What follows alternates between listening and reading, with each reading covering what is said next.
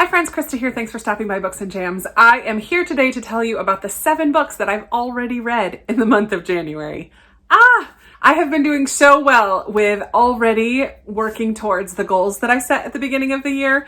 1 book is a book of the month, knocked out 9 left to go. 1 book is from this year's 2021's recommendations cart. 3 of them are from my Christmas book exchange that I do with Sarah and Lindsay. 1 of them is an author that I wanted to read this year.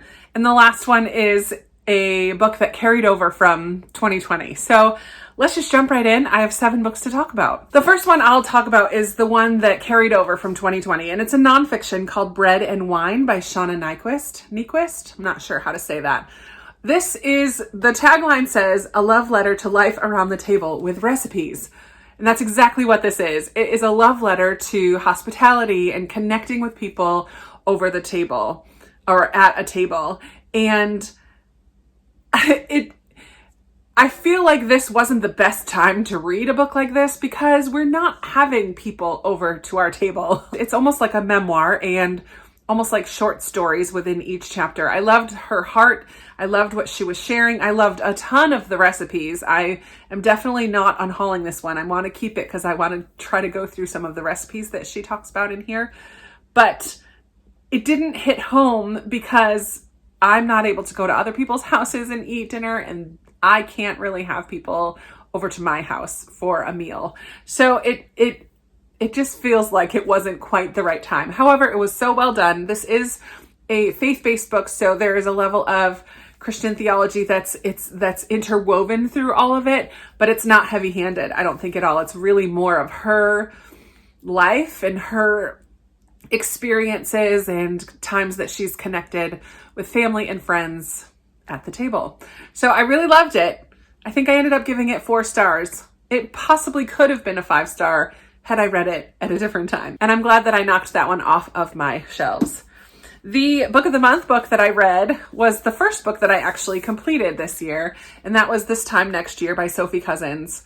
I loved this. I think I also gave it 4 stars. I think I talked about this in the last weekend vlog that I did, but in this book we follow Minnie Cooper, who was born right at midnight on New Year's Day, and she was born at the same time as Quinn, as this other guy.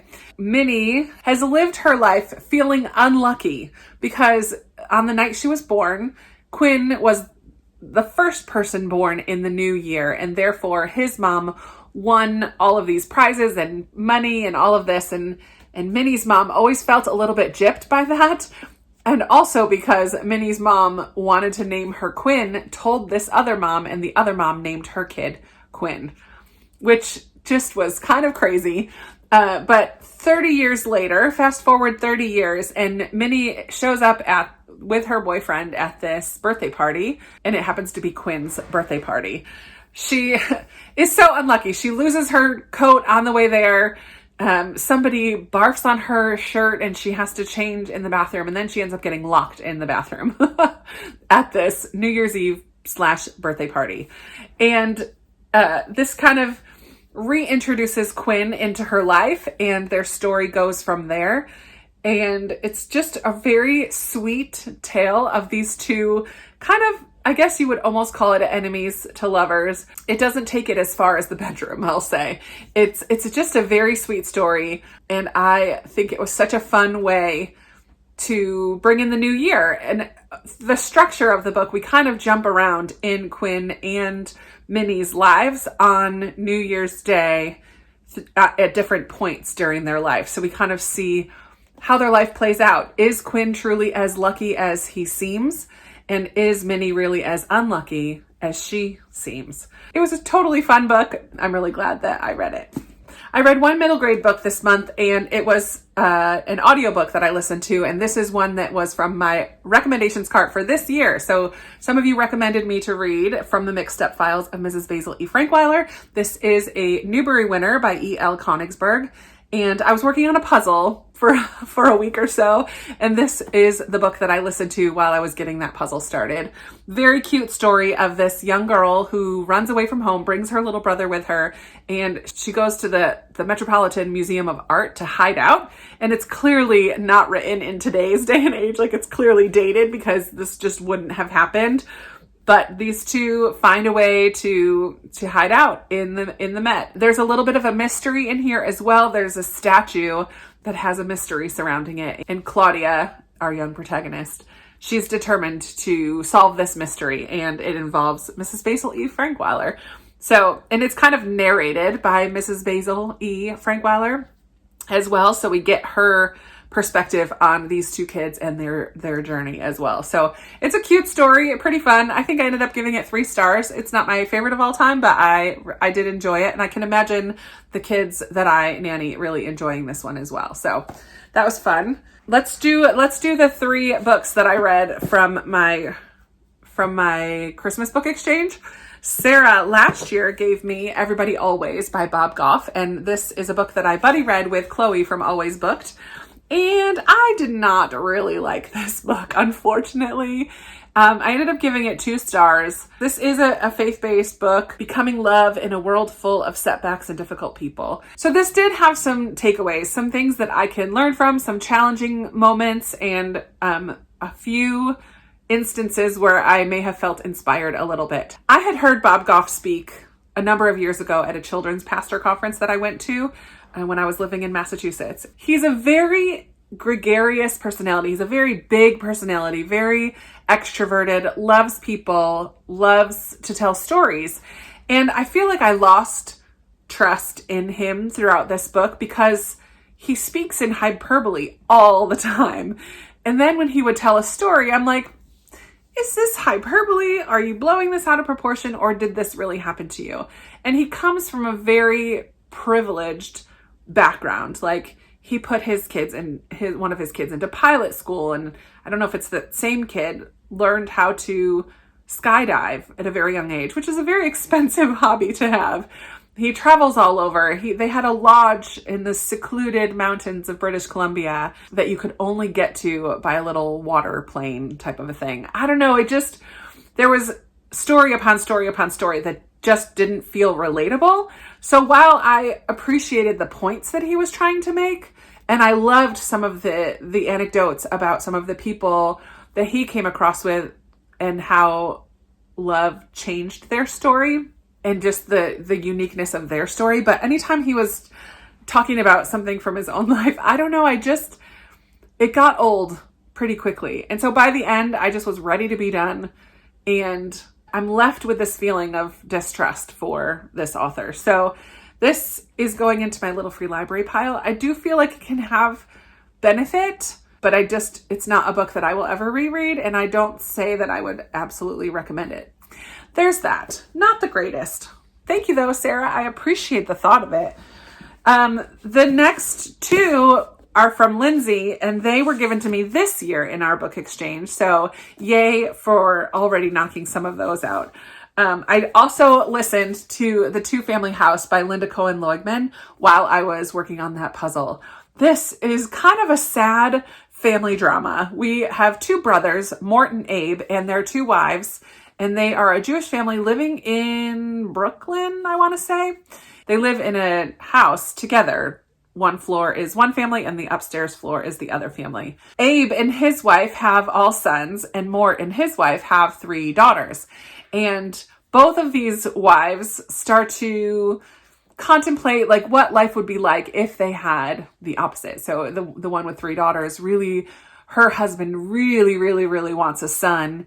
And the wife, Abe and his wife, they have the 3 sons, and she wonders what it would be like to be able to have like a friend in a daughter. They both end up getting pregnant around the same time, and there's a blizzard on the night that they both give birth, and they both give birth at home, and they both get their wish. Like, the one who wanted a girl gets a girl, and the one who wanted a boy gets a boy, and the story goes from there. But something happens that evening that changes their relationship drastically. They were like sisters before this, these two wives, and they really got along well. Their families kind of do everything together. But something happens that night that we don't find out until later, but it changes their relationship, and there's a lot of heaviness and sadness in this story. I was captivated. I thought the writing was fantastic. It was such a good audiobook, and I really liked this one a lot. So thank you, Lindsay, for giving me this one. The other book that I read from Lindsay is a nonfiction, and this is the third nonfiction that I finished in January. What? That's crazy. But this is a memoir by Ruth Werner, and it's called The Sound of Gravel. This was so interesting. Ruth starts sharing her story from when she's very young, and she is born into a polygamist family, and they are living in Mexico, kind of in poverty. Well, not kind of, definitely in poverty. When she's very young, her birth father is killed by her uncle, or her uncle puts a hit out on her father. And so when she's very young, her mother remarries another polygamist and becomes the second wife of this other guy. And we just learn about her and her family. I mean, the mom's belief and this community's belief is the more children that you have, the better, because you're preparing your family for the afterlife, for heaven. And so the more children you have, the greater your heavenly family will be.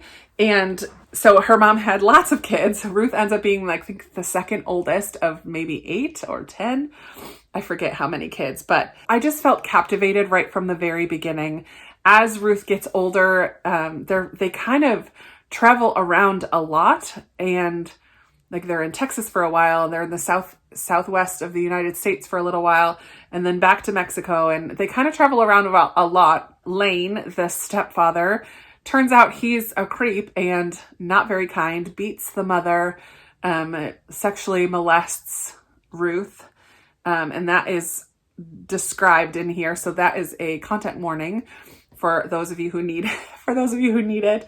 It's horrifying, the life that she had to lead as a child. But the way that the siblings love each other and care for each other as they get older is just really beautiful. There is definitely some hard feelings towards the mom, but there's also a lot of love, and ultimately, as she gets older, forgiveness for the mom and the choices that the mother made throughout the story. It was a difficult read at times, but I was just captivated. I think I keep saying that, but yeah, I couldn't put it down. I just wanted to keep going, and to know how it's all gonna end up.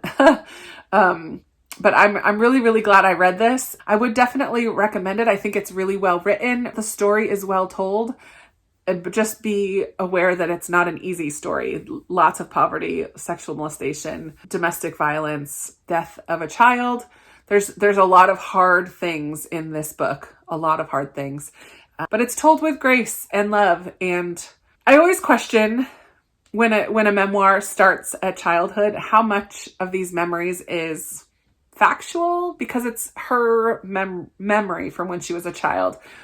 But I don't think that deterred my enjoyment of the book. I just kind of went into it understanding that, okay, this might not 100% be how it all happened, but it does address that in the epilogue at the end, how she talked all about this book. I mean, her siblings really, really helped her, not in the writing of it itself, but she made sure to have their approval and their input all the way through. So I did appreciate that, because the more people that you have giving their input and their memories as well will round out that picture a little bit more. So I did appreciate learning that. But yeah, this was really good.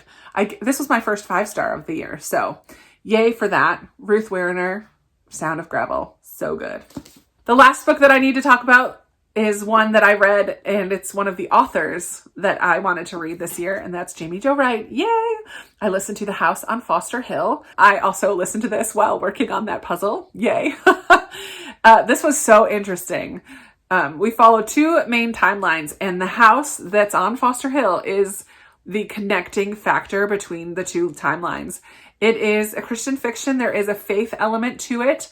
And it's also pretty creepy and intense at times as well. So it's definitely has its thriller elements. This house is known for being possibly haunted, or people hearing piano music and people seeing women walking around at times when there's not really supposed to be anybody there.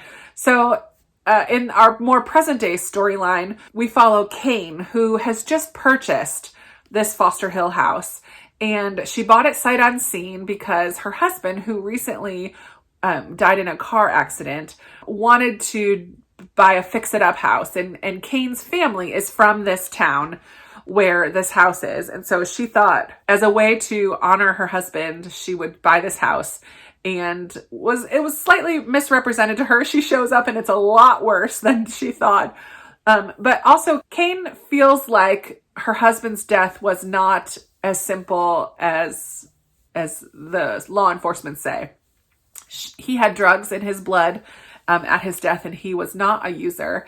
So she feels like he has possibly been murdered, or someone was out to get him. And she also feels like someone's kind of after her. She's been receiving strange notes and someone's leaving a daffodil near where she's going to be, and just things aren't quite adding up, and she feels unsafe, which is another reason why she wanted to leave San Diego, where she had lived, and move to this new house that she just bought on Foster Hill.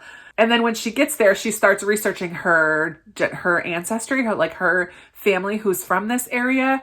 She has a quilt that her grandmother gave her that turns out was stolen from the museum that's in this town. There's all these mysterious things kind of going on around this Foster Hill house. Our past timeline is about 100 years earlier, and we follow Ivy Thorpe, who with her father is kind of the undertaker of the town and works with preparing people for their funerals. And a woman is found dead in a tree outside a Foster Hill house right near there. And so this mystery opens up, and it's clear that this woman had been beaten a little bit, strangled, and things aren't adding up in that death as well. And who is she? Where did she even come from? There's just a lot of mystery surrounding this death. Add into that factor, one of the sheriff's assistants is an old friend of Ivy's who left town immediately following the death of Ivy's brother many years before. And now he's back. And so there's all of these feelings and emotions that are getting brought up. I really, really enjoyed this book very much. And this fulfilled not only my goal of reading a Jamie Jo Wright book this year, but it also fulfilled Chantel's At an Intentional Life. She's the one that told me about Jamie Jo Wright, but also she has a Read Your Bookshelves challenge for 2021 that I'll be participating in, and House or Home Word is the January prompt. So I succeeded in reading The House on Foster Hill. So this fills 2 goals for the year. So yay, I really, really loved this, and I look forward to reading more from Jamie Jo Wright. I'm actually already started with my second one. Yay.